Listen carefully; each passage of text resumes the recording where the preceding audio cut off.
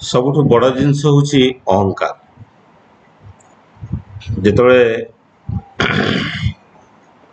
ଶ୍ରୀ ଶ୍ରୀ ରାମଚନ୍ଦ୍ର ଲୀଳାପୁରୁଷ ରାମଚନ୍ଦ୍ର ଯେତେବେଳେ ପ୍ରତ୍ୟାବର୍ତ୍ତନ କରିଥିଲେ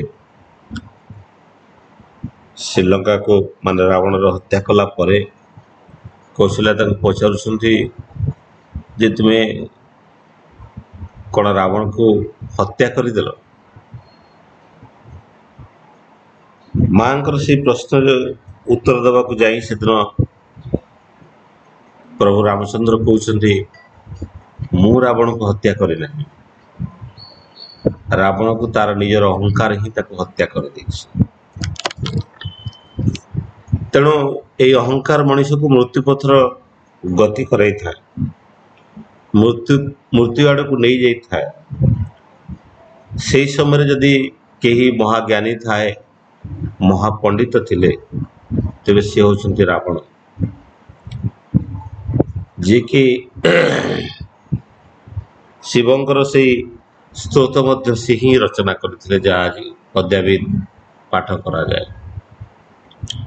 ଯାହା ଠାକୁର କହୁଥିଲେ ଯେ ଜଣେଙ୍କର ଶ୍ୱାସ ରୋଗ ଥିଲା, ଠାକୁର ତାକୁ କହୁଥିଲେ ଶିବଙ୍କର ସ୍ତୋତ୍ର ଗାନ କରିବା ପାଇଁ। କାରଣ ଏଇ ଗାନ କରିବା ଭିତରେ ନିଶ୍ୱାସ ପ୍ରଶ୍ୱାସ ଏଭଳି ଭାବରେ ମାନେ ରୋକି ହେଇକି ଚାଲେ, ଯାହାଫଳରେ ଅନେକ ଶ୍ୱାସ ରୋଗୀ ମଧ୍ୟ ଭଲ ହେଇପାରନ୍ତି। ଠାକୁର ତ କହୁଥିଲେ ସଙ୍ଗୀତ ହେଉଛି ଏକ ଚିତ୍ତ ଉନ୍ମାଦନାକାରୀ ପ୍ରାଣାୟାମ। ତେଣୁ ବାଣୀରେ ତାହା ହିଁ କୁହାଯାଉଥିଲା, ତ ଜ୍ଞାନାଭିମାନ ଜ୍ଞାନର ଯେତେ ଅନ୍ତରାୟ, ଆଉ କୌଣସି ରିପୁ ସେତେ ନୁହେଁ। ଏଇ ଜ୍ଞାନାଭିମାନଟା ଜ୍ଞାନର ଯେତେ ଅନ୍ତରାୟ, ଆଉ କୌଣସି ରିପୁ ସେତେ ନୁହେଁ। ତେଣୁ ଆମର ଯେତେ ରିପୁ ଅଛି, ଯେଉଁ ଷଡ଼ ରିପୁର କଥା କୁହାଯାଇଛି, ସେ ଷଡ଼ ରିପୁ ମଧ୍ୟ ସେତିକି ଅନ୍ତରାୟ ସୃଷ୍ଟି କରେ ନା ଜ୍ଞାନାଭିମାନୀର ଜ୍ଞାନର ଯେତିକି ଅଭିମାନ ଯେତିକି ତାକୁ ଉପେକ୍ଷା କରେ। ତେଣୁ ରାବଣ ଭଳି ଯେଉଁ ମହାପଣ୍ଡିତ, ମହାଜ୍ଞାନୀ, ମହାବଳଶାଳୀ, ଯାହାଙ୍କର ସେବାରେ ଅଗ୍ନିଦେବ, ପବନଦେବ ମଧ୍ୟ ତାଙ୍କର ସେବାରେ ସେବାୟିତ ଥିଲେ, ସେଭଳି ମଣିଷ ରାମଚନ୍ଦ୍ରକୁ ମଧ୍ୟ ପ୍ରତୀକ୍ଷା କରିଥିଲା। ରାମଚନ୍ଦ୍ରକୁ ମଧ୍ୟ ସେ ଗ୍ରହଣ କରିପାରିନଥିଲା। ସେମିତି ସେଇ କଥା ଯେତେବେଳେ ଠାକୁରଙ୍କୁ ପଚରା ଯାଇଥିଲା ଯେ ଆପଣଙ୍କର ଆଗମନର ଉଦ୍ଦେଶ୍ୟ କ'ଣ,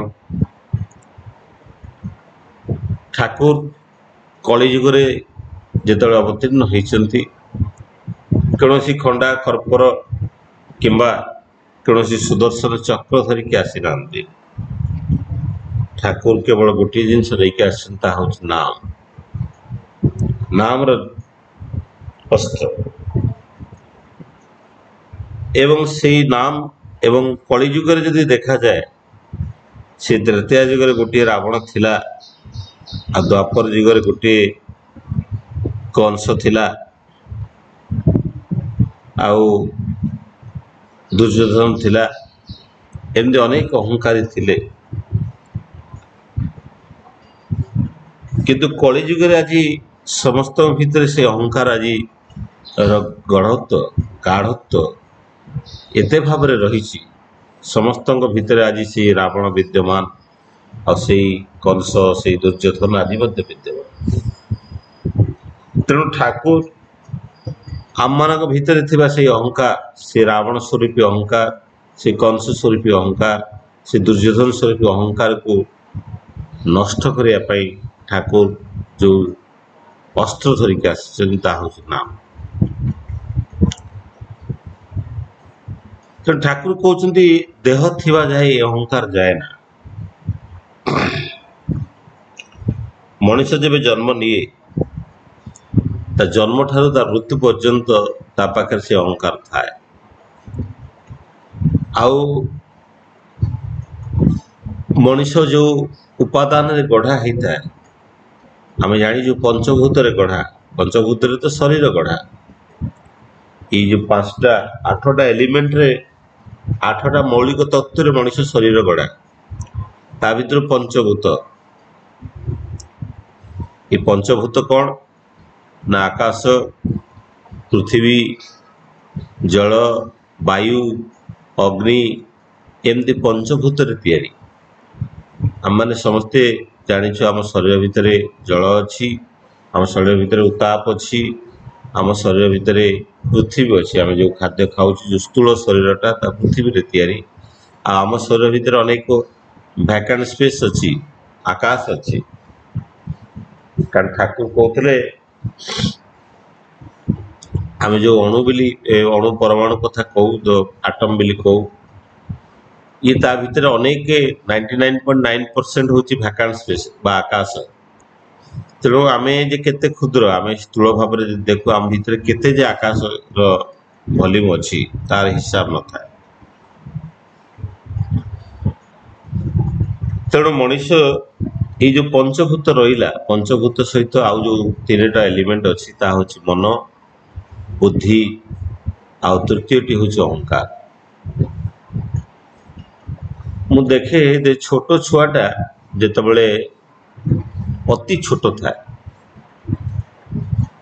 ସେତେବେଳେ ମା ପାଖରୁ ସ୍ତନ୍ୟପାନ କରୁଥାଏ ଏବଂ ସେ ଯେମିତି ଚାହେଁ ଠିକ୍ ସେଇଭଳି ତାକୁ ମା ତାକୁ ସେଇଭଳି ଅବସ୍ଥାରେ ସ୍ତନ୍ୟପାନ ନ କରାଏ, ସେ ମଧ୍ୟ ମୁଣ୍ଡ ଛିଞ୍ଚାଡ଼ି ଦେଉଥାଏ। ସେ ତା ଖାଇବାକୁ ଚାହେଁ, ଯଦି ସେତିକିବେଳେ ତାକୁ ଖାଇବାକୁ ଦିଆଯାଏ ତ ଠିକ୍ ଅଛି, ଯେତେବେଳେ ସେ ନ ଚାହେଁ ଯଦି ତାକୁ ଦିଆଯାଏ, ସେ କିଭଳି ଭାବରେ ତାକୁ ପ୍ରତ୍ୟାଖ୍ୟାନ କରେ। ତାମାନେ ଏଇଥିରୁ ଅନୁମୟ ହୁଏ ଯେ ଛୋଟ ଛୁଆ ପାଖରେ ବି ଅହଙ୍କାର ଥାଏ। ଏଇ ଯୋଉ ମୁଁଟା ଏଇ ମୁଁଟା ମଣିଷଟାକୁ ମୋର ଅବସ୍ଥାକୁ ନେଇଯାଏ। ମୁଁ ଆଉ ମୋର ସବୁ କିଛି ଭିତରେ ମୁଁ ଆବଦ୍ଧ ହେଇ ଉଠେ ମୋର ଜୀବନ ଭିତରେ। ତେଣୁ ଯେତେବେଳେ ମୁଁ ଆବଦ୍ଧ ହେଇ ଉଠେ, ସେଥିପାଇଁ ଠାକୁର ଭାବବାଣୀରେ ତାହିଁ କହୁଛନ୍ତି, আমি শুদ্ধ আত্মা চাই। ଠାକୁର ଶୁଦ୍ଧ ଆତ୍ମା ଚାହିଁଛନ୍ତି। ତେଣୁ ଆତ୍ମିକ ଶୁଦ୍ଧତା ହିଁ ଆବଶ୍ୟକ ପଡ଼େ। ଏବଂ ଯେଉଁ ଆତ୍ମିକ ଶୁଦ୍ଧତାର ଶୁଦ୍ଧ ଆତ୍ମାର କଥା କହିଛନ୍ତି ତା ଭିତରେ ଅହଙ୍କାର ନଥାଏ। ଏକ ନିରହଙ୍କାରୀ ପୁରୁଷ। এই ଅହଙ୍କାର ହିଁ ପରିବାରରେ ଆଜି କଳହ ସୃଷ୍ଟି କରେ ଏବଂ ଯେଉଁ ମୁଁ ମୋର ବୋଲି କହେ, ସେଥିପାଇଁ ଠାକୁର ସେଦିନ କହୁଛନ୍ତି, ଭାବବାଣୀରେ କହୁଛନ୍ତି ଯେ ଦୁଇ ପ୍ରକାର କର୍ମ କଥା ଠାକୁର କହୁଛନ୍ତି। ଗୋଟେ ହେଉଛି ବଦ୍ଧ କର୍ମ, ଆଉ ଗୋଟେ ହେଉଛି ମୁକ୍ତ କର୍ମ। এই ବଦ୍ଧ କର୍ମ କ'ଣ? ବଦ୍ଧ କର୍ମ ହେଉଛି ତାହା ମୁଁ ଯେତେବେଳେ ଆବଦ୍ଧ ହେଇ ଉଠେ ସବୁ କର୍ମ ଉପରେ। এই ବଦ୍ଧ କର୍ମ ହେଉଛି ତାହା ମୁଁ ଯେତେବେଳେ ଆବଦ୍ଧ ହେଇ ଉଠେ। ମୁଁ ଭାବେ ମୋ ସ୍ତ୍ରୀ, ମୋ ପିଲା, ମୋ ଘର, ମୋର ଗାଡ଼ି, ମୋର କାର୍, ମୋର ଅନୁଷ୍ଠାନ ଏବଂ ସବୁକିଛିକି ଯେତେବେଳେ ମୁଁ ମୋର କହେ, ଆଉ ସେଇଠି ହିଁ ମୋର ଅହଙ୍କାରକୁ ଆହୁରି ତୀବ୍ରତର କରାଏ। ଏବଂ ଠାକୁର ମୁକ୍ତ କର୍ମର କଥା କହିଛନ୍ତି। ମୁଁ ଯଦି ଭାବେ ଏ ସବୁକିଛି ପରମପିତାଙ୍କର ସୃଷ୍ଟି, ମୋ ସ୍ତ୍ରୀ ବି ପରମପିତାଙ୍କ ସୃଷ୍ଟି, ମୋ ଛୁଆମାନେ ବି ପରମପିତାଙ୍କ ସୃଷ୍ଟି ଏବଂ ଏଇ ଘର ବାଡ଼ି ସବୁକିଛି ହେଉଛି ତାଙ୍କର, ଏବଂ ମୁଁ ଗୋଟେ ଏକ ନିମିତ୍ତ କର୍ମୀ ହିସାବରେ କାମ କରେ, ସେତେବେଳେ ମୁଁ ମୁକ୍ତ କର୍ମ ହିସାବରେ ହିଁ କରେ। ଯେତେବେଳେ ମୁଁ ମୁକ୍ତ କର୍ମ କରେ, ସେତେବେଳେ ମୋ ପାଖରେ ଅହଙ୍କାର ଜନ୍ମେ ନା। ସ୍ୱାମୀ ସ୍ତ୍ରୀଙ୍କର କଳହ ହୁଏ, ସେଦିନ ଠାକୁର କହୁଛନ୍ତି ତୁ ଭାବିବୁ ତୋ ସ୍ତ୍ରୀ ହେଉଛି ମୋ ଝିଅ, ମୋ ଝିଅ ତୋ ଘରେ ବାହା ଦେଇଛି, ଆଉ ସେ ତୋ ସ୍ତ୍ରୀ ହିସାବରେ ତୋ ଘରେ ଆଜି ଅଛି। ଯଦି ତୁ ଭାବୁ ଯେ ମୋ ଝିଅ ତୋ ଘରେ ଅଛି, ତୁ ମୋତେ ଯେତିକି ଭଲ ପାଉ, ତୁ ମୋ ଝିଅକୁ ମଧ୍ୟ ତୁ ସେତିକି ଭଲ ପାଇବୁ ଆଉ ସମ୍ମାନ ଦେବୁ, ତାହେଲେ ତୁ ଆଉ କଳହ କରିପାରିବୁ ନାହିଁ। ତା ମାନେ ପ୍ରକ୍ଷାରନ୍ତରେ ଠାକୁର ତାହା ହିଁ କହୁଥିଲେ ଯେ ସେଇ ମୁକ୍ତ କର୍ମ ଆଡ଼କୁ ନେଇଯିବା ପାଇଁ। ମୁଁ ଯଦି ଭାବେ ଯେ ଠାକୁରଙ୍କ ଝିଅ ମୋ ଘରେ ଆଜି ଅଛି, तेबे मु मो स्त्री को असम्मान करि पारे ना एवं मु मो स्त्री को केबे हेले कुव्यवहार करि पारे ना कारण ये ठाकुर प्रति जो भल पाइबाटा सेतिकी गाढ़ हुए ये अहंकार से परटा जिते पतला हो उठे तेणु ये अहंकारटा जिते पतला हुए मनीष सेते इष्टप्रेमी हो उठे तेरे अहंकार पाई मनीष कहारी को ग्रहण करि पारे ना समस्ते निज निज वैशिष्ट्य रे गढ़ा समस्त जीवन शैली समस्त जीवन धारणा एक भिन्न भिन्न वैशिष्ट्य रे गढ़ा से तो परम पुरुष श्री ठाकुर बाल्यवस्था केते जे माड़ खाई एक रे एक मिसेले जे दुई हुए ना एवं गछरे थिबा अनेक पत्र मध्य कई का सहित समान हुए ना एवं कहारी को का सहित मिसा जाई पारे ना एमिति पृथ्वी रे कौनसी दुईटा समान जिनस नहीं जो दुईटा को मिसई दे मु कहे ये होची दुईटा जिनस तांको भीतर मध्य फरक थाए ताही कहिया पई चाहिए से दिन ठाकुर एक रे एक मिसले दुईटा एक हुए सिना दुई हुए ना तार मूल तो कथा को जदि आमे देखू ता होची समस्ते निज निज वैशिष्ट्य रे गढ़ा तेणु निज निजर वैशिष्ट्य चिंता चेतना एवं सबकिछि जन को अन्य जन ठारू भिन्न करे तेणु मोर चिंता चेतना अन्य ठारू भिन्न हो पारे किंतु ता ठारू बड़ हो पारे ना मु भावे जे मोर चिंता चेतनाटा अन्य ठारू बहुत बड़ सेति बड़े मु अन्य को उपेक्षा करे मो हृदय सहित कहारी को ग्रहण करि पारे ना मोर हृदय कौन कोण ग्रहण करि पारे ना एवं ता होची मते दुख आड़ को नहीं जाए जेतेबेले मु कहारी को ग्रहण करि पारे ना सेतेबेले परम पिता को मते मु ग्रहण करि पारे ना जदि मु ठीक समय इष्टभूति करि पारु नाही जदि मु ठीक समय प्रार्थना करि पारु नाही आ जदि मु ठीक सबु सदा समय नाम जप करि पारु नाही तार मूल कारण होची मु तांको भल पाइबार किछि कमी रही जाइछि मु जदि तांको भल पाए तो वास्तविक भाग में मु तांकर समस्त कथा को मानि चाले जेतले स्वामीटा ता स्त्री को भल पाए स्त्री रो कथा को सब मानिकी चाले स्त्रीटा जेतले स्वामी को भल पाए स्वामी रो समस्त कथा को से ग्रहण करे सेमती जेतले आमे परम पिता को भल पाऊ सेतबेले तांकर समस्त कथा को आमे ग्रहण करिकी चालू एवं मानिकी चालू तदमाफिक जीवन यापन करू जदि तदमाफिक जीवन यापन करूनु तेणु आमर भल पाइबार किछि कमी रही जाइछि एवं एई भल पाइबार जो कमी ता भितरे रही जाइछि आमर अहंकार जहार अहंकार जेते गाढ़त्व लाभ करे से ईश्वर को भल पाइबार कमी ता पाकर सेतिकी थाए जो मान को आमे देखू कि इष्ट को ग्रहण कला परे मध्य से इष्टभूति करती नहीं जोटा आमे डीपी वर्क रे आमे घर घर बुलिकी ताही करिया पई चाहू ता भितर किछि हेई पारे से मानकर अज्ञानता आ किछि हेई पारे तांकर अहंकार अधिकांश होची तांकर अहंकार एवं ये अज्ञानता से दूर हुई जो जानिबार जिज्ञासा वृद्धि पाए जो दिन तांको दीक्षा दे दिया जाइथिला हयतो सेई दिन ठारू जदि से माने ए जानिबार जिज्ञासा को जदि वृद्धि करि थांते हयतो से परम पिता को जानि पारि थांते एटा तांकर अज्ञानता बा तांकर अहंकार पाई अन्य आड़ को आखि बंद कर देबार कथा तो सेइथ पई ए जो आज परिवार भितरे जो स्वामी स्त्री को मानक भितरे जो कलह सृष्टि हुई से कलह भितरे आज जदि देखू परिवार आज भुसुड़ी जाइछि तार मूलत कारण होछि से अहंकार बापा पाखरे बापार अहंकार अच्छी माँ पाखरे मार अहंकार अच्छी पुओ पाखरे पुओर अहंकार अच्छी झील पाखरे झीर अहंकार अच्छी आ स्वामी स्त्री भितर जो कलह आज सूत्रपात हुए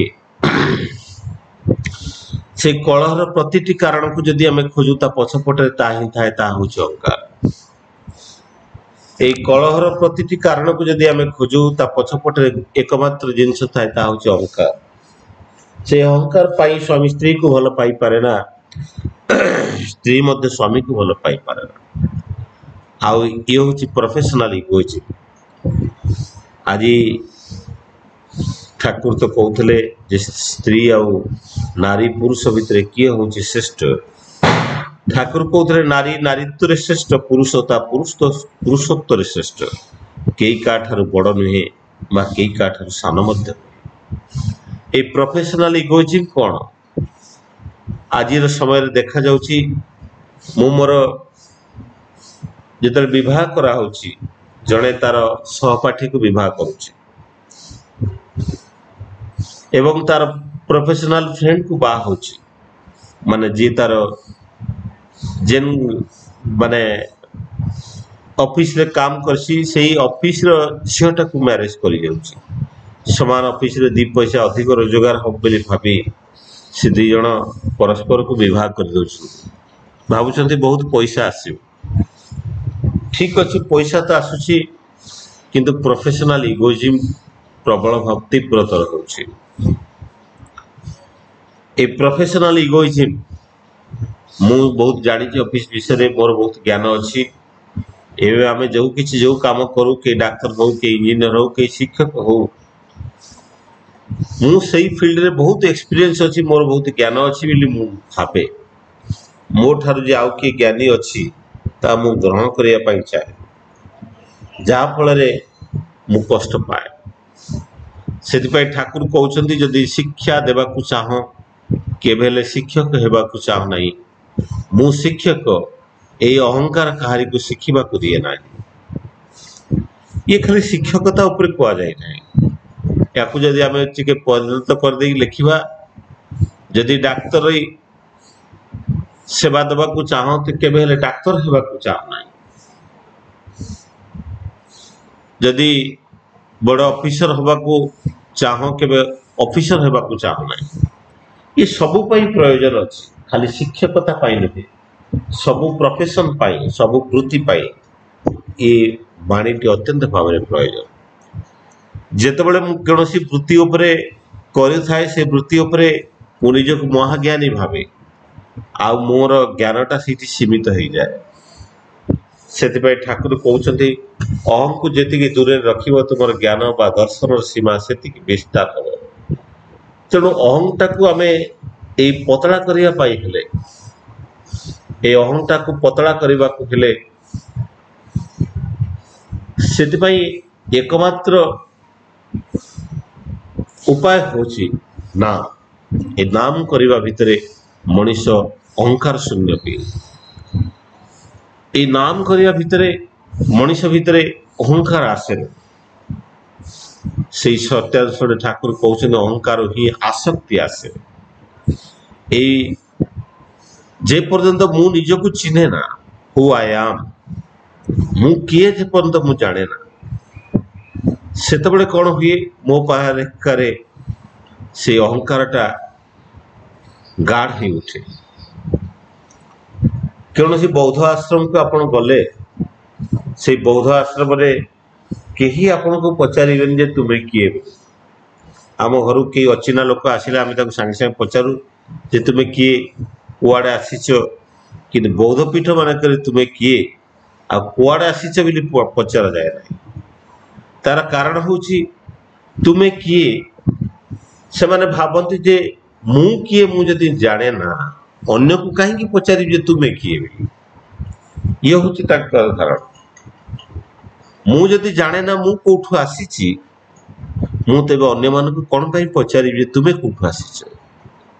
मु मोर गंतव्य स्थल विषय जाने ना, मु किए मु जाने ना, किंतु मु अन्य मानक पचारे तुमे किए तुमे कोठु आसीच।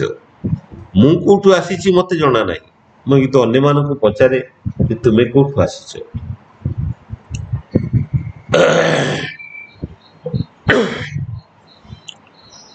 मनीष मु किए जानी पारे, सेतिपाई ए नाम और ध्यान माध्यम ही से निजर वास्तव परिचय को जानी पारे, निज को चिन्हि पारे।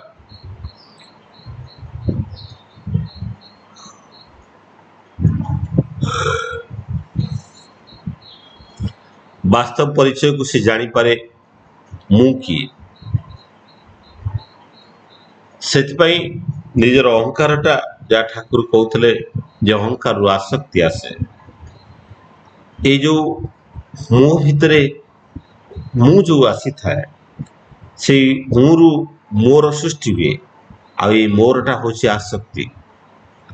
ଠାକୁରଙ୍କର ସେଇ ବାଣୀ ଅହଙ୍କାରରୁ ଆସକ୍ତି ଆସେ ଏବଂ ଆସକ୍ତିରୁ ଅଜ୍ଞାନତା ଆସେ ଆଉ ଅଜ୍ଞାନତା ହିଁ ଦୁଃଖ।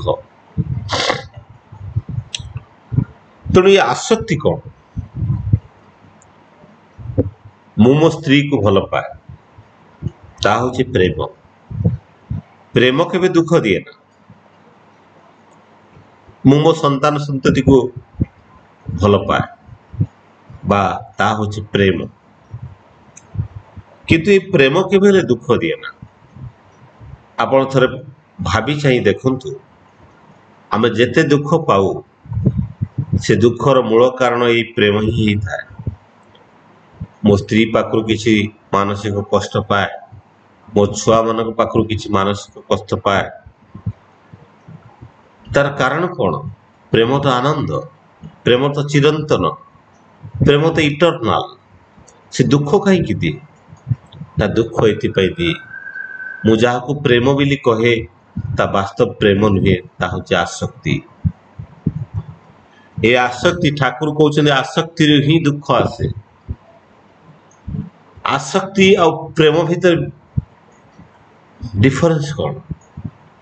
ମୁଁ ମୋ ସନ୍ତାନକୁ ଭଲ ପାଏ, ମୁଁ ଯଦି ଭାବିନିଏ ମୋ ସନ୍ତାନ ହଉଛି ତା ବୈଶିଷ୍ଟ୍ୟରେ ଗଢ଼ା, ସେ ବି ଏକ ପରମ ପିତାଙ୍କର ଏକ ସନ୍ତାନ, ମୁଁ ଯେମିତି ଏକ ସନ୍ତାନ, ଏବଂ ତା ବୈଶିଷ୍ଟ୍ୟ ମାଫିକ ସେ ତାର ଜୀବନଟାକୁ ଅତିବାହିତ କରେ ଏବଂ ଆମେ ସମସ୍ତେ ନିଜର କର୍ମ ପ୍ରାରବ୍ଧର କର୍ମଫଳଟାକୁ ଭୋଗ କରୁ।